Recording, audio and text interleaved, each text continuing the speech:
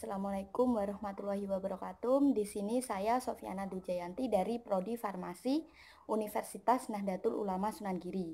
Di sini saya akan menjelaskan tentang materi pendidikan anti korupsi yang diampu oleh Bapak Sahri MPDI.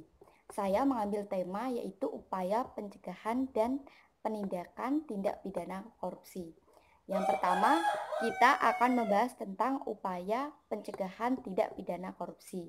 Hal-hal yang harus dilakukan dalam upaya pencegahan tindak pidana korupsi kita akan bahas di sini. Yang pertama ada pembentukan lembaga korupsi seperti yang ada di Indonesia saat ini adalah KPK, yaitu Komisi Pemberantasan Korupsi. Dan yang kedua, pemberdayaan masyarakat dan pembentukan LSM. Apa sih itu LSM? LSM adalah lembaga swadaya masyarakat.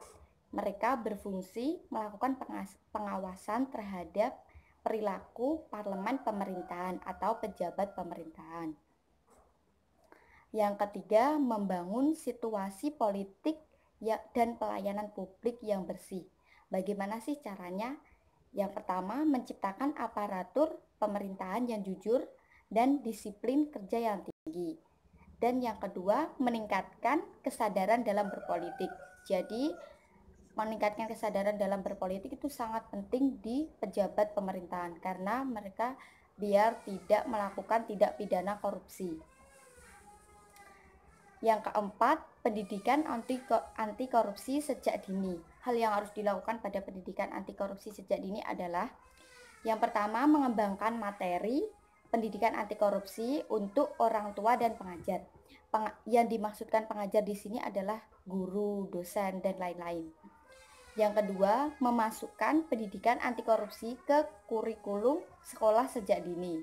Jadi, pendidikan anti korupsi itu sangat penting sejak dini, biar tertanam oleh jiwanya, jadi nggak korupsi gitu loh maksudnya. Dan yang kelima, pembenahan sistem moral value. Hal yang harus dilakukan di sini adalah membudayakan hidup sederhana. Kan biasanya korupsi itu hidupnya serba mewah, glamor gitu ya. Jadi kita itu harus hidup sederhana. Buat para pejabat juga harus hidup sederhana. Dan yang kedua, membudayakan sikap jujur. Tapi kebanyakan korupsi itu nggak jujur sih ya. Kalau jujur sih nggak akan jadi korupsi kan? Ya, jujur itu sangat penting di pejabat pemerintahan, khususnya bagi pejabat tinggi yang ada di parlemen pemerintahan. Dan yang ketiga, menanamkan budaya malu. Malu tuh mungkin saat ini malu itu sudah gimana ya? Jarang lah ya orang malu. Masa iya parlemen pemerintahan ya, pemerintahan di masa pejabat tinggi dia kok korupsi, mungkin itu udah nggak ada malu kali ya. Ya mungkin gitulah. Dan yang kedua, kita akan membahas tentang upaya penindakan tidak pidana korupsi. Bagaimana sih upayanya? Yang pertama, upaya penindakan dilakukan kepada seseorang dengan cara mengadukan, menyelidiki, menuntut, dan mengeksekusi yang terbukti. Melanggar dengan cara diberikan peringatan, dilakukan pemecatan tidak terhormat, dan dihukum pidana berdasarkan saksi-saksi dan bukti yang kuat. Adapun tahapan untuk melakukan penindakan tidak pidana korupsi. Yang pertama adalah penanganan laporan pengaduan masyarakat. Yang kedua, penyidikan. Pada tahap ini, seorang yang dinyatakan tersangka wajib memberikan keterangan kepada penyidik atau keterangan kepada pengadilan.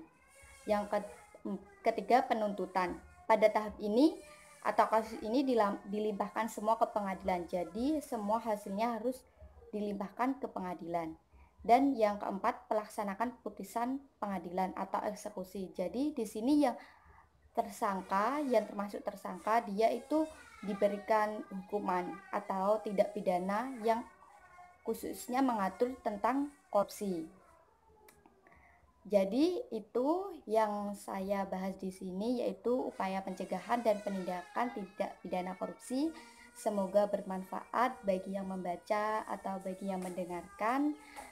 Jangan lupa di like, share, and subscribe. Jangan lupa loncengnya dibunyikan ya, biar Kopa 18 bisa memberikan wadah-wadah atau ilmu yang bermanfaat bagi kalian membaca.